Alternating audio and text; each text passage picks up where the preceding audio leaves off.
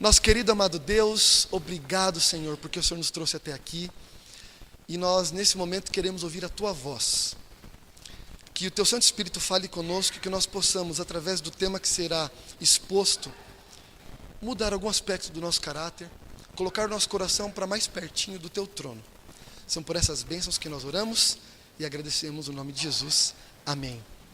Na semana passada nós falamos sobre a maior revelação da história. Nós estudamos sobre a palavra de Deus, que é a maneira que Ele escolheu para revelar o amor dele ao ser humano. Nós estudamos na semana passada que a Bíblia chegou até nós através de homens que foram usados por Deus para escreverem e para preservarem a Bíblia. Essa mesma Bíblia que você está nas mãos, cuja qual testemunha a respeito de Jesus. E nós vimos na semana passada que não tem como conhecer Jesus sem conhecer a Bíblia. E é por isso que nós precisamos nos apegar a esse livro sagrado para receber a presença de Deus na nossa vida, certo?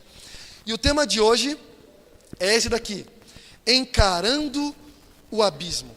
Dentro da Bíblia, nós encontramos uma das histórias mais marcantes a respeito de amor. Uma das histórias de amor e das entregas mais marcantes de toda a história do universo. Mas para que esse amor se concretizasse, aquele que nos ama teve que encarar o abismo. E é sobre isso que iremos falar hoje. Abra aí sua Bíblia, se você tiver dificuldade pode acompanhar aqui no telão com a gente. Evangelho de Lucas. Lucas, no capítulo 5, versículo 31 e 32. Lucas, capítulo 5, versículo 31 e 32. Olha só o que o texto diz. Jesus está dizendo: respondeu-lhes Jesus: os sãos não precisam de médico, e sim os doentes. Não vim chamar justos, e sim pecadores ao arrependimento. Esse é um texto muito clássico, onde Cristo ele crava, ele estabelece a razão da sua vinda a essa terra. A razão primordial de sua vinda a essa terra não foi para ser o nosso exemplo, não foi para ser um modelo. Jesus é um exemplo e um modelo, mas a razão primordial da vinda dele foi buscar os pecadores. Antes de Cristo ser o nosso modelo, ele é o nosso Salvador. E como Salvador, e uma vez que Cristo viveu nessa terra, nós aprendemos muito com Jesus. Mas a razão da vinda dele foi buscar os pecadores. E aí a gente entende que esse grupo aí de pessoas, esses pecadores, eles eram pessoas importantes, né? Eles tinham alguma relevância, porque eles fizeram Deus virar homem simplesmente para buscá-los. Então esses camaradas são importantes, né? Agora, o que é pecado? O que torna alguém pecador? Interessante isso, né? Se Jesus veio buscar os pecadores, quem são os pecadores? O que é pecado que torna uma pessoa pecadora? Abra aí 1 João no capítulo 3, versículo 4, também um texto conhecidíssimo. 1 João, está lá no finalzinho da Bíblia, é uma epístola que João escreveu, uma carta que ele escreveu, pertinho de Apocalipse. 1 João, capítulo 3, versículo 4. O que diz aí? 1 João 3, 4. Todo aquele que pratica o pecado também transgride a lei, porque o pecado é a transgressão da lei. Em algumas Bíblias vai estar a palavra iniquidade, que é a mesma coisa que pecado. Lá na semana passada a gente viu que Jesus, usando a Bíblia, usando os escritos sagrados aqui das Escrituras, ele queria estar mais próximo da gente, não é? Porque teve um textinho que a gente leu lá em Isaías capítulo 59, versículo 2, que diz assim: os seus pecados causam separação entre vós e o vosso Deus. Então, o pecado nos separa de Deus. A desobediência nos separa de Deus. E o pecado, a desobediência, é especificamente a transgressão da lei. Então, se você transgredir a lei, você se torna um pecador. Agora, o que é essa lei? O que é a lei? Qual lei é essa? A gente pode entender essa lei como os 10 mandamentos. Você viu lá, lembra em Êxodo 20? Deus dá 10 mandamentos, é tema de filme, tema de novela, né? Os 10 mandamentos. Essa talvez seja a maior expressão do que seria a lei de Deus. Mas lei de Deus não são só os 10 mandamentos, sabia disso? Olha que bacana. E isso nos ajuda a entender maior o amor de Deus. As leis de Deus, elas não se resumem só aos 10 mandamentos. Você vai ver muitas vezes na Bíblia, principalmente no Antigo Testamento, a seguinte expressão: livro da lei ou apenas lei. Só que essa expressão, livro da lei, vai estar se referindo às escrituras sagradas como um todo. Por exemplo, tem uma passagem lá em 2 Reis, fala de um rei, que o povo estava vivendo afastado de Deus, e ele não tinha conhecimento a respeito da Bíblia, porque a Bíblia estava escondida. Aí um servo dele vai lá, acha lá nas salas lá do reino, do palácio, ele acha o livro da lei. Essa história aconteceu com o rei Josias. Aí o servo dele, o sacerdote dele, ele acha o livro da lei e leva para Josias. Aí Josias lê o livro da lei, o texto vai dizer que ele chora. E aí ele leva então o livro da lei para que todo o povo pudesse lê-lo. Ele lê diante de todo o povo e o povo começa a mudar e se aproximar de Deus. Qual era esse livro da lei? Eram os 5 primeiros livros da Bíblia: Gênesis, qual que é o segundo? Êxodo, Levítico, Números e Deuteronômio. Esses 5 primeiros livros, escritos por Moisés, eram os livros que os antigos reis tinham. Por que eles só tinham esses livros? Porque o restante da história estava sendo construída na época deles. E hoje nós temos o relato deles aqui na Bíblia, porque eles estavam vivendo a história naquele período. Então eles só tinham o livro da lei, que eram os 5 primeiros livros da Bíblia. Posteriormente, você vai ver Jesus falando. Os doutores da lei, quem eram os doutores da lei na época dele? Eram todos os fariseus, todos os judeus que buscavam estudar a Bíblia, que entendiam muito de Bíblia. Então a lei era tida como toda a Bíblia. A Bíblia é considerada a lei de Deus. E isso é muito interessante porque abrange a nossa visão. A gente não fica preso a 10 regrinhas que Deus coloca. Deus mandou guardar 10 mandamentos aqui. 10 regrinhas aqui que eu tenho que seguir. E aí eu vou ticando, segui isso, fiz aquilo outro. Não. Os 10 mandamentos não se resumem a uma lista de regras. Essa lista de regras esses 10 mandamentos não são uma lista de regras. Eles tentam mostrar para a gente o princípio da vontade de Deus.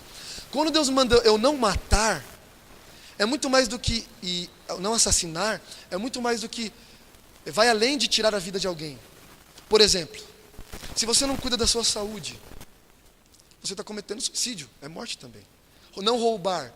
Se você não cuida da sua saúde, se você não se organiza, se você não cuida dos seus afazeres bem, se você só está preocupado com trabalho e não com a família, você está roubando da sua família a oportunidade e o direito de ter você do lado deles. É uma forma de roubo também. Então os 10 mandamentos, eles abrangem toda a vontade de Deus. Toda a vontade de Deus. Não cobiçar, por exemplo, não desejar o que é dos outros. Tudo isso envolve uma série de coisas. Então, a Bíblia é a vontade de Deus, a lei de Deus. Tem um texto aqui,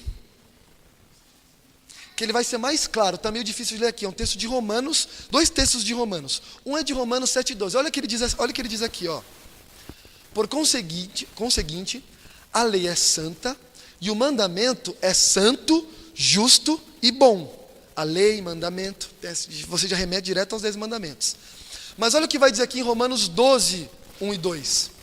Ele diz assim: e não vos conformeis com este mundo, mas transformai-vos pela renovação da vossa mente, para que experimenteis qual seja a boa, agradável e perfeita vontade de Deus.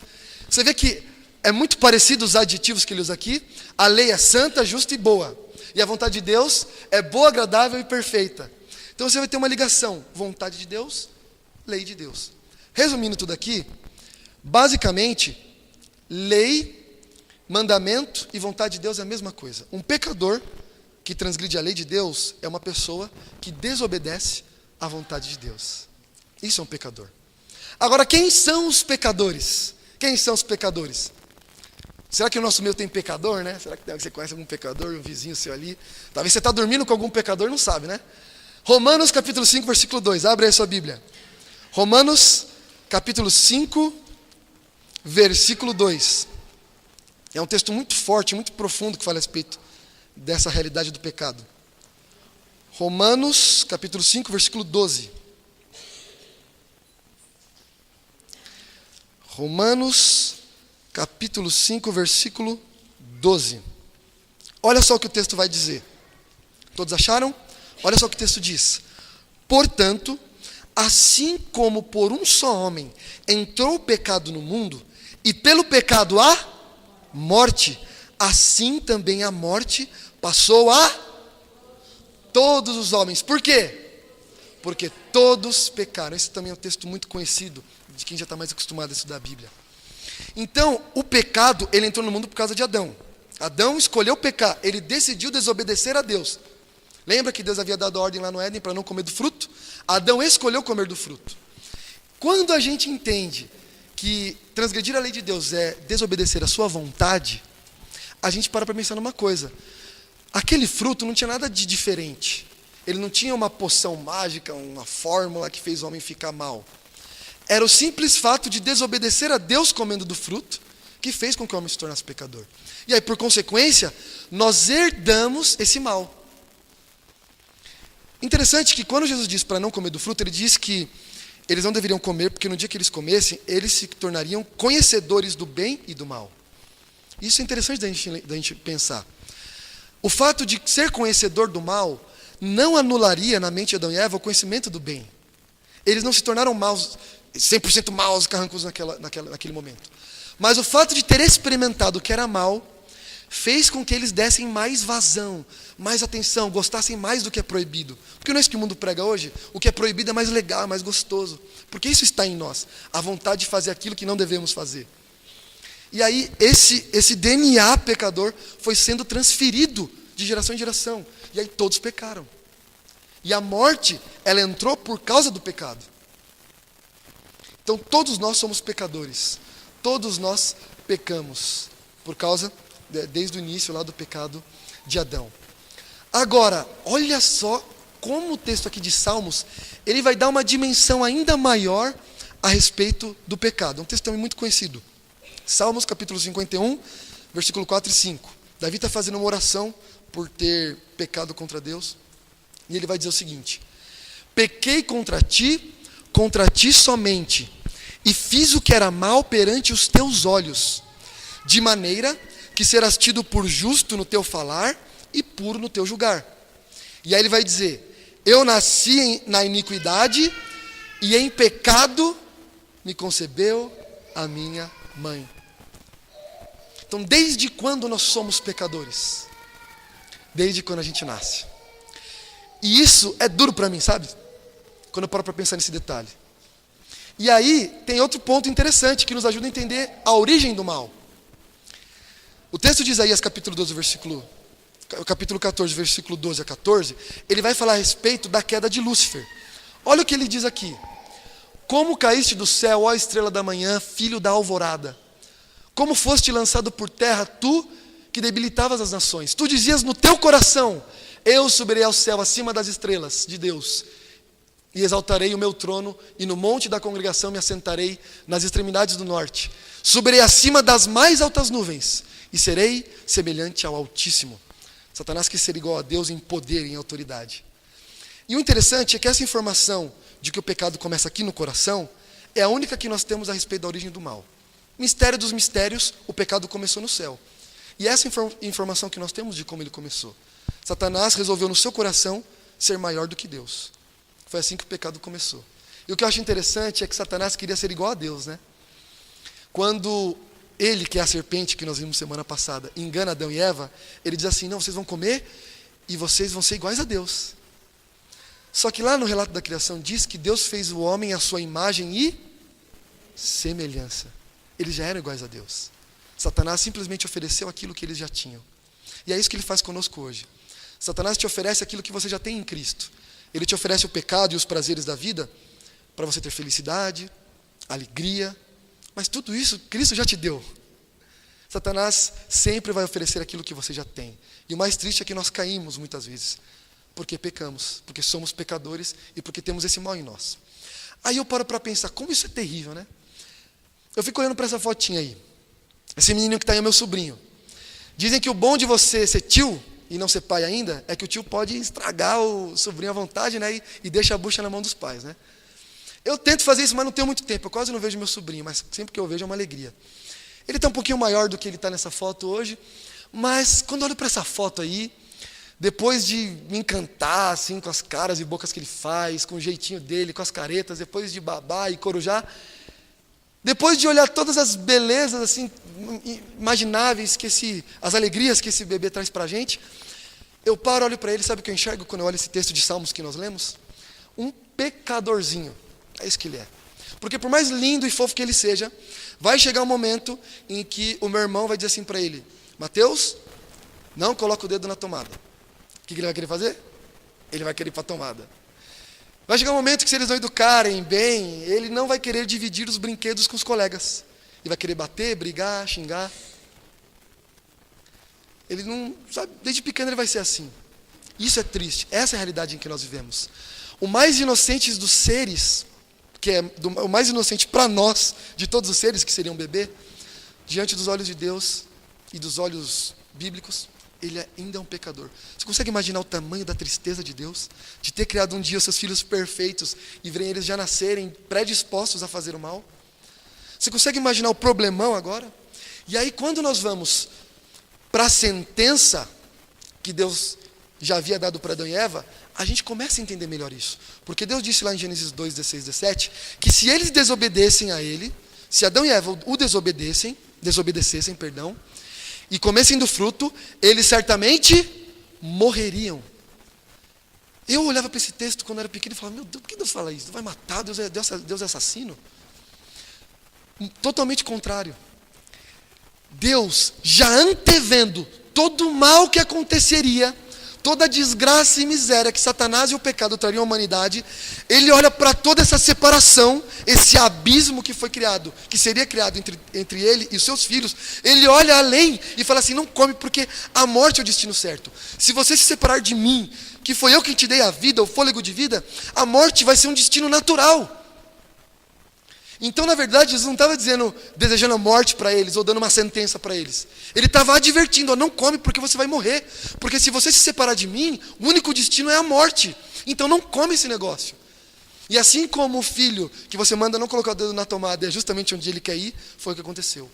De todas as árvores, de todas que eles tinham, eles foram justo naquela que não era, na única que não podia. E pecaram. E aí Deus viu esse abismo criado entre Deus e o homem. Deus viu o que o pecado faria com os filhos que Ele tanto ama. Olha só o que esse texto aqui de Provérbios diz, Provérbios 8:36. Olha só a gravidade do pecado. Mas o que pecar contra mim, Deus falando, violentará a sua própria alma. Todos os que me odeiam amam a morte. Deus associa o pecado com uma rebelião direta a Ele, como ódio. Quando nós deliberadamente escolhemos pecar e nos entregamos ao pecado, nós estamos automaticamente nos opondo a Deus. Não é Deus que se afasta dos seus filhos, são os filhos que se afastam desse Pai amoroso. E esse é o problema do pecado. Quando a gente peca, o pecado mexe com a gente. Talvez você tenha vindo aqui nessa noite carregando alguma culpa do seu passado, talvez de um passado recente, e você está sofrendo aí, remoendo isso no seu coração. Deus sabia que isso ia acontecer. Deus sabia que essa aflição, essa dor, essa escravidão que o pecado nos coloca, ela seria demais para a gente. O homem pecou. E agora, o homem não teria nem condições de pagar a própria sentença. Porque o homem era imperfeito. O homem não tinha mais solução. Como que eu, pecador, poderia me redimir, me auto-redimir? Não tinha condições.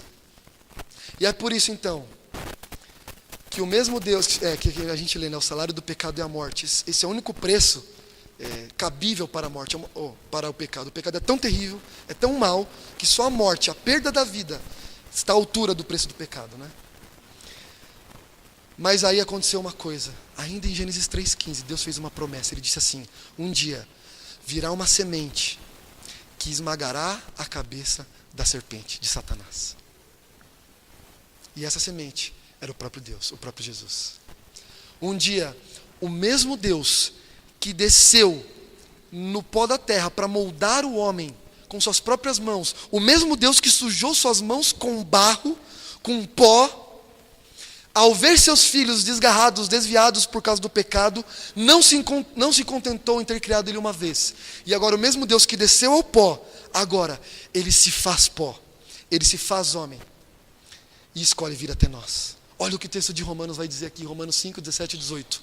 Se pela ofensa, ou seja, pelo pecado, pela desobediência, de um só, e por meio de um só, que é Adão, reinou a morte, muito mais os que recebem em abundância da graça e o dom da a abundância da graça e o dom da justificação e o dom da justiça reinarão em vida por meio de um só, a saber, Jesus Cristo.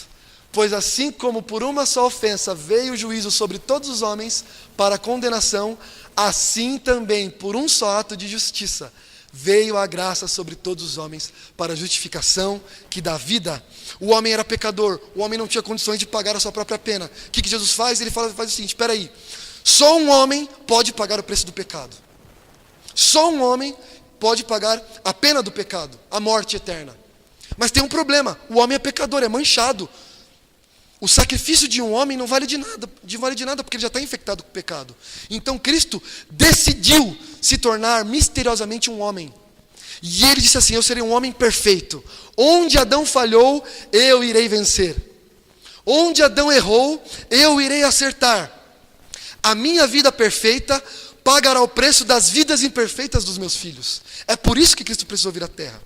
Talvez você, já em algum momento da sua vida, tenha se perguntado: por que Jesus morreu por mim? Eu nunca pedi para ele fazer isso. Por que ele veio morrer por mim? Como é que funciona isso? Por causa disso. Ele morreu a morte que era para você morrer. Ele viveu a vida perfeita que nós não conseguiríamos viver e morreu a morte que nós deveríamos merecer. Por isso que ele veio à terra. Viveu uma vida perfeita. Adão lá no paraíso, Eva lá no paraíso, foram enganadas pela serpente. Mas Jesus, lá em Mateus capítulo 4, você vai ver, no deserto, depois de 40 dias sem comer, sem beber, Satanás vem para tentá-lo. E ele apenas diz: está escrito, Satanás, não só de pão viverá o homem. Está escrito: não tentará o Senhor teu Deus. Está escrito, e vence o inimigo. No paraíso Adão caiu, no deserto Jesus venceu. E posteriormente, nós chegamos no momento derradeiro. O momento em que deveria ser consumado o ato final, o ato redentor final de Deus. E eu queria que você lesse comigo Filipenses, capítulo 2, do versículo 5 até o versículo 8.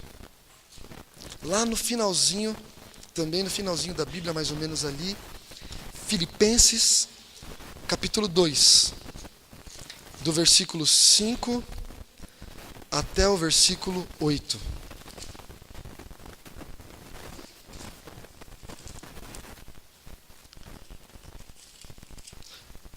Perdão, versículo 5 ao versículo 8, isso mesmo. Olha só o que o texto vai dizer. Tende em vós o mesmo sentimento que também houve em Cristo Jesus. Pois ele, subsistindo em forma de Deus, deixando a forma de Deus, existindo uma forma talvez ali pálida de Deus, não julgou como usurpação ser igual a Deus. Vocês lembram que Satanás queria ser igual a Deus? Adão e Eva comeram o fruto para serem igual a Deus. Agora, o mesmo Deus, ele não reivindica esse título quando vem à terra. Ele assume um papel humano.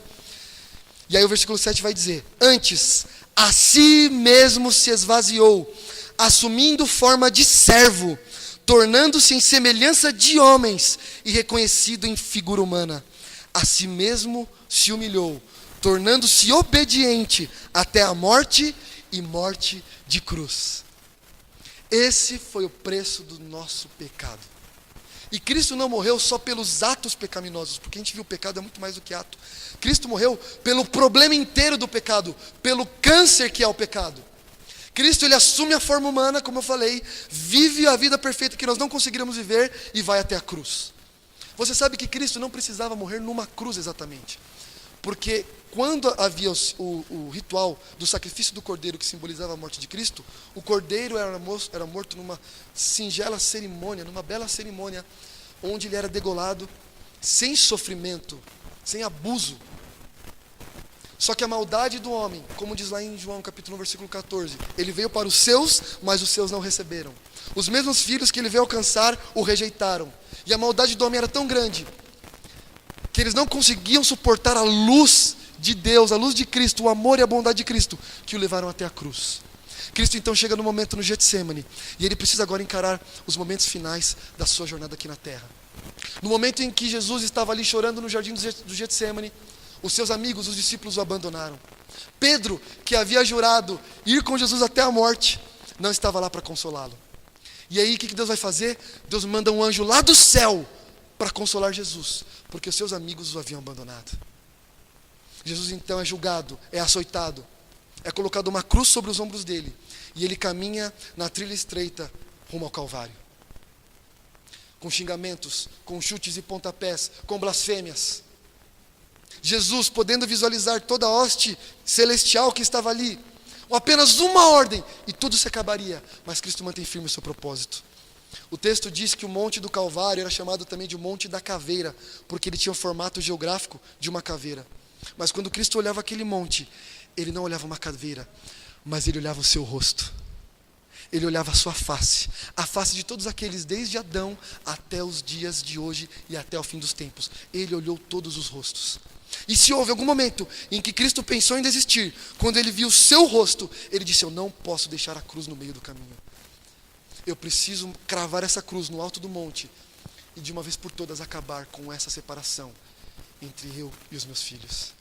E num símbolo, Cristo morre de braços abertos. Com uma mão ele segurava a mão de Deus, o Pai. Com outra mão ele segurava a mão da humanidade. E Cristo para sempre se tornou entre a ponte entre Deus e o homem. E é por isso que hoje nós oramos em nome de Jesus. Quando você vir alguma expressão do tipo sangue de Jesus tem poder, saiba que esse poder que o sangue de Jesus tem não é um mero poder para dar emprego, saúde, coisas materiais para você. É o poder para te salvar. É o poder para jogar no fundo do mar todos os seus erros, os seus pecados, todo o seu passado. Porque muitas vezes o nosso passado acaba sendo um eterno presente em nossa vida. Os seus erros talvez tenham te acompanhado até hoje. Coisas que você fez, palavras que você disse para pessoas que você amava, atitudes que você carrega, e talvez a pessoa mais íntima você não saiba. Só você e Deus. E você carrega esse passado até hoje, até o seu presente. E você não aproveita o presente que Deus te dá. A chance e a oportunidade de uma nova vida, porque você está preso às correntes do seu passado, do seu pecado. Esse é o tamanho do poder do sangue de Jesus, para quebrar essas correntes, para destruir os seus pecados, para fazer você enxergar um futuro onde não haverá mais dor, onde você não sairá mais de casa e não saberá confiar em você mesmo. Esse é o tamanho do poder do sangue de Cristo. É a chance de viver uma nova vida sem pecado. E um dia, quando Jesus voltar, ele irá eliminar para sempre a presença do pecado diante de nós. Na cruz, ele te livra da culpa do pecado. E quando ele voltar, ele te livrará da presença do pecado. Esse é o tamanho do amor de Jesus. Ele encarou o abismo. Ele foi até o fim. No momento Jesus clama, no momento de sua morte: Deus meu, por que me desamparaste? Cristo se sentiu sozinho. Ele morreu solitário. Jesus naquele momento, ele sente a dor da morte eterna, a dor que nem outro ser humano já sentiu. A dor que você, quando você está morrendo, você sente que não vai ter mais volta. Jesus sentiu a dor como se ele não fosse mais voltar. Essa foi a dor que Cristo sentiu na cruz por você e por mim. Mas graças a Deus, ao terceiro dia ele ressuscitou. E a ressurreição dele nos dá esperança também da nossa ressurreição. Eu queria terminar contando uma história para você. Certa vez um pai estava com a sua filha, e a sua filha estava pintando ali ao pé da mesa, e seu pai ali lendo o jornal, ali tranquilo. E a filhinha de 5 anos de idade ali, bem novinha, ela chegou e falou: papai, eu quero novas folhas porque eu não quero mais pintar. Eu quero escrever. O pai sabia que a filha não sabia escrever, mas ele quis incentivar, né? Não quis desmotivar ela. E ele falou: filha, pode escrever, está aqui as folhas. E deu as folhas para ela. E ela começou a rabiscar aquela folha. E para ela estava escrevendo, mas não estava escrevendo nada. E ela rabiscando aquelas folhas, rabiscando.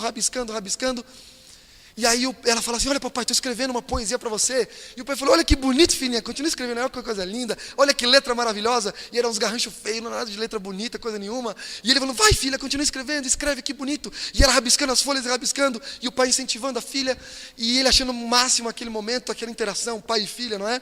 E ela usando uma folha atrás da outra, rabiscando. E aí o pai fechou o jornal e começou a incentivar mais. Ele continua, filho, olha só, escreve aqui, escreve isso, escreve ali, pega uma cor diferente, escreve essa palavra com uma cor diferente. E de repente a menina parou e falou assim: papai, eu terminei de escrever. O pai já ali cansado, né, falou: que bom, minha filha. Aí ela olhou para ele e falou: papai, já que o senhor está gostando tanto do que eu estou escrevendo, o senhor podia ler para mim o que está escrito? E agora? E agora? O pai, sabendo que qualquer coisa que ele falasse podia destruir os sonhos daquela menina, ela podia ser analfabeta o resto da vida. Ele pega aquela menininha, senta no colo dele, ele pega uma das folhas de papel toda rabiscada, ele olha aquela folha e diz assim: filha, aqui está escrito que você é uma menina linda, é a menina mais linda que existe nesse mundo. Aqui está escrito que você é o orgulho da minha vida e eu não seria feliz com nenhuma outra filha, apenas com você. Mas aqui também está escrito que você ainda não sabe escrever. Mas que não importa, porque vai chegar um dia que você vai aprender. E quando você aprender, eu estarei do seu lado para comemorar com você, com muito mais alegria do que eu comemorei esses seus rabiscos de hoje. Mas até que esse dia chegue, está aqui uma folha em branco novinha para você, com escrever uma outra história. É assim que funciona a cruz para a gente, o sacrifício de Jesus. A gente vive a nossa vida em rabiscos e mais rabiscos, as páginas branquinhas que Deus nos dá a cada dia, e nós rabiscamos aquelas páginas, achando que sabemos escrever, achando que somos donos dos nossos próprios narizes, achando que sabemos fazer as escolhas certas, e aí chegamos para o nosso Deus e falamos: pai, está aqui a minha folha, olha só que bonito. E aí hoje Deus está sentando você no seu colo e dizendo: filho, as páginas da sua vida me dizem que você ainda não sabe escrever. Ainda há coisas a mudar, a melhorar.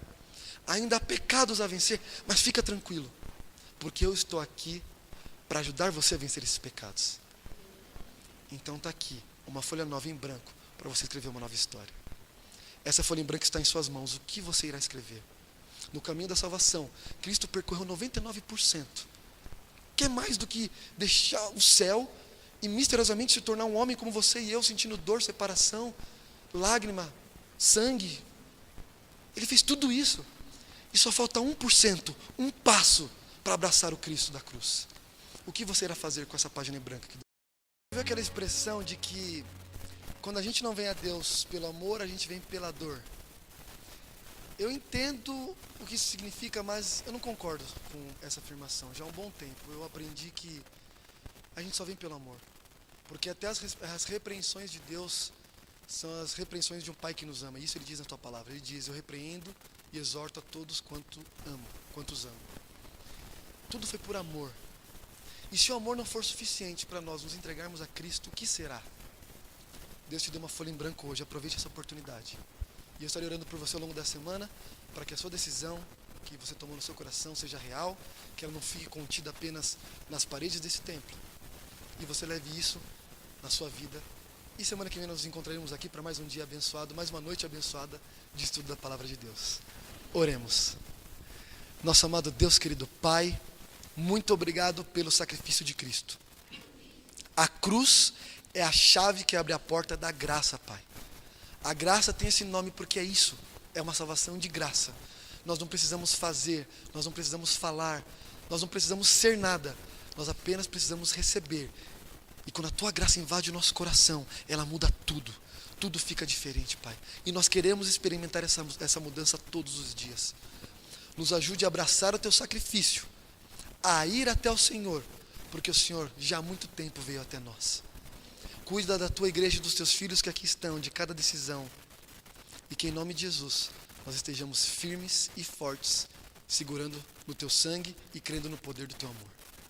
São essas bênçãos que nós te pedimos, no doce e sagrado nome de Jesus. Amém.